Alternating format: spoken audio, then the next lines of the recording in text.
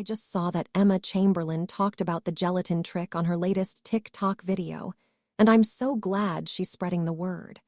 Apparently, she's been using the gelatin trick to help with her digestion, and it's been a game changer for her.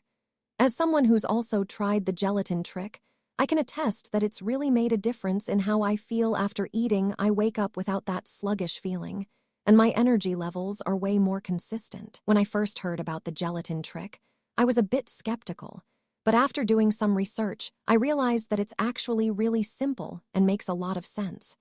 The gelatin trick is all about using gelatin to help with digestion and absorption, which can lead to a range of benefits, from reduced bloating to improved skin health. For instance, I've noticed that my skin looks clearer and more radiant since I started using the gelatin trick, and I've also experienced fewer stomach cramps and bloating after meals. I think that's why the gelatin trick has gone viral on TikTok. People are looking for natural, easy ways to take care of their bodies, and the gelatin trick fits the bill.